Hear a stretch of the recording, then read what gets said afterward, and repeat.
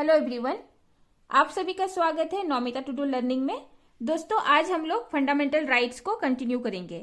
जैसे हम लोग जानते हैं, फंडामेंटल राइट्स जो है आर्टिकल 12 से आर्टिकल 35 तक दिया हुआ है, जिसमें से आर्टिकल 12 और 13 को हम लोग ने पिछले वीडियो में देखा। आर्टिकल 12 जो है दोस्तों स्टेट के बारे में बात करता है और आर्टिकल 13 जो है ये बात करता है जुडिशियल रिव्यू के बारे में। तो लोगों का जो फंडामेंटल राइट से मौलिक अधिकार है दोस्तों, वो है राइट टू इक्वलिटी, जो कि आर्टिकल 14 से आर्टिकल 18 तक है। राइट टू फ्रीडम आर्टिकल 19 से आर्टिकल 22 तक।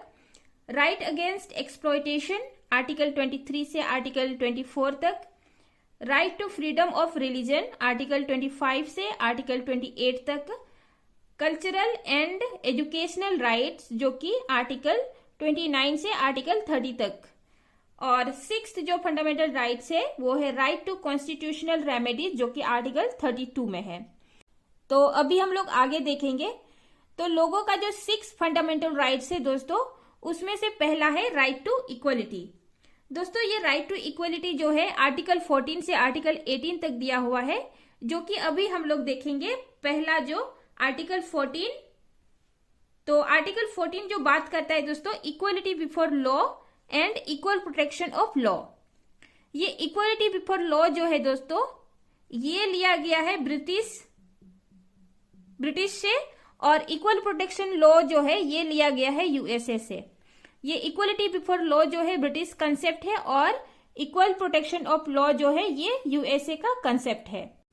दोस्तों, आर्टिकल 14 जो है बात करता है इक्वलिटी बिफोर लॉ और इक्वल प्रोटेक्शन ऑफ लॉ। तो ये तो अभी हम लोग ने देखा, इक्वलिटी बिफोर लॉ लिया गया है ब्रिटिश से और इक्वल प्रोटेक्शन ऑफ लॉ लिया गया है यूएसए से।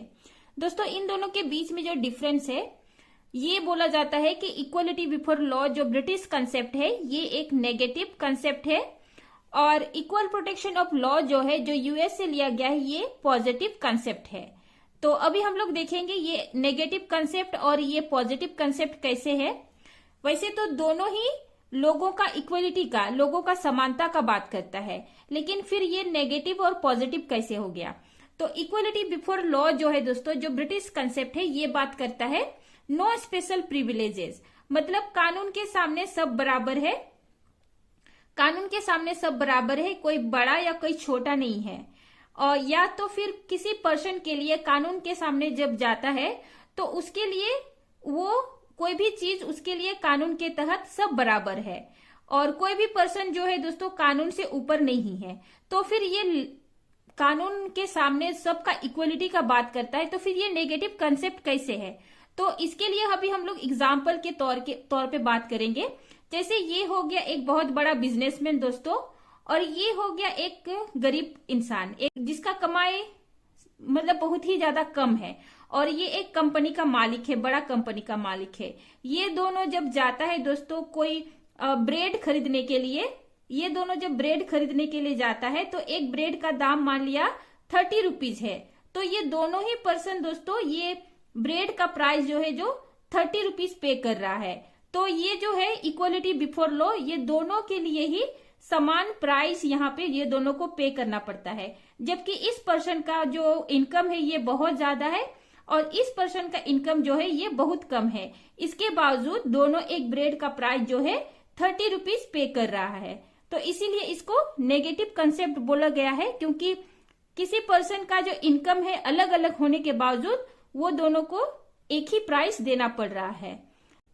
जबकि यूएसए का जो कंसेप्ट है दोस्तों इक्वल प्रोटेक्शन ऑफ लॉ, ये एक पॉजिटिव कंसेप्ट है। ये पॉजिटिव कंसेप्ट कैसे हो गया दोस्तों, ये बात करता है equal treatment on equal circumstances, मतलब दो व्यक्ति का जैसा सिचुएशन है दोस्तों उसी के हिसाब से वो दोनों को ट्रीटमेंट किया जाता है। मान लिया एक बड़ा बिजनेसमैन है और एक छोटा डेली मजदूरी करने वाला व्यक्ति है, तो इन दोनों के लिए दोस्तों कोई भी रूल्स एंड रेगुलेशन बनते हैं तो इनका जो इनकम है दोस्तों इसके हिसाब से बनता है। मान लिया दोनों को टैक्सेस पे करना पड़ेगा, तो टैक्सेस जब पे करना पड़ेगा दोस्तों, तो ये बड़ा बिजनेसमैन है दोस्तों, इनके लिए ज्यादा टैक्सेस को पे करना पड़ेगा। और ये जो डेली मजदूरी करने वाला व्यक्ति है, कभी कभी इसका टैक्स जो है छूट इसको दिया जाता है, या तो इनको कम टैक्सेस पे करना पड़ता है। वैसा ही दोस्तों similar law on similar situation, मतलब कि 5 बड़े बिजनेसमैन है और पांच मजदूरी करने वाला व्यक्ति है, तो ये जो लॉ है 5 बिजनेसमैन को अलग लॉ मिलता है, वो अपने बड़े बड़े बिजनेसमैन के साथ इनका कंपटीशन होगा। जबकि एक मजदूर व्यक्ति है तो वो मजदूर व्यक्ति लोग के साथ ही उनके जैसा ही इनके लिए लॉ बनेगा। तो यही है, like should be treated alike without discrimination, जो जैसा है उसी के हिसाब से उनको ट्रीट किया जाएगा। ये कहता है, मतलब कि यूएसए का जो कंसेप्ट है इक्वल प्रोटेक्शन ऑफ लॉ। ये इक्वलिटी बिफोर लॉ जो है दोस्तों, ये हम जानते हैं कि ब्रिटिश कंसेप्ट है। तो ये ब्रिटिश कंसेप्ट का जो ये इक्वलिटी बिफोर लॉ है, ये लिया गया है रूल ऑफ लॉ से। ये रूल ऑफ लॉ जो है एक ब्रिटिश जूरिस्ट थे, बहुत बड़े कानून के ज्ञाता थे, एवी डाइसी, इनके द्वारा लिखा गया था, इनके द्वारा बनाया गया था। तो रूल ऑफ लॉ जो है दोस्तों, मतलब कि कानून के सामने सब बराबर है, और कोई भी चीज देश में काम होगा वो सारा कानून के अंदर में होगा, कानून के दायरे में। तो वहां पे दोस्तों अब्सेंस ऑफ आर्बिट्रेरी पावर, मतलब किसी एक इंसान का जो पावर नहीं रहेगा, कोई भी इंसान जो है कानून के अंदर में ही, कानून के देख रेख में, कानून के दायरे में ही काम करेगा। No man can be punished except breach of law, मतलब कानून का रूल होगा, रूल के हिसाब से देश चलेगा, और कानून के सामने दोस्तों कि कोई भी बड़ा या छोटा नहीं है, किसी के हुक्म नहीं चलेगा, और कोई किसी को भी जब पनिश किया जाएगा, अगर वो कानून का उल्लंघन करता है तभी पनिश किया जाएगा। किसी एक पर्सन के ऑर्डर से किसी को पनिश नहीं किया जाएगा, कोई किसी का फंडामेंटल राइट्स का हनन नहीं किया जाएगा, कोई बड़ा या छोटा नहीं है, जब तक कि कोई कानून का उल्लंघन ना करे किसी को पनिश नहीं किया जाएगा। और दूसरा है दोस्तों equal subjection of all citizen in ordinary law, मतलब किसी कानून के सामने में सारा ही व्यक्ति बराबर है, चाहे वो अमीर है, गरीब है, कोई बड़ा है या छोटा है, या कोई जॉब करता है या कोई नहीं जॉब करता है, सारे ही लोग कानून के सामने बराबर है। दोस्तों ये जो एवी डाइसी ने 3 रूल्स को दिया था, 3 रूल्स दिया था, उसमें से 2 रूल्स है जो है हमारा इंडियन कॉन्स्टिट्यूशन फॉलो करता है, और तीसरा जो रूल्स है दोस्तों इसको फॉलो नहीं करता है।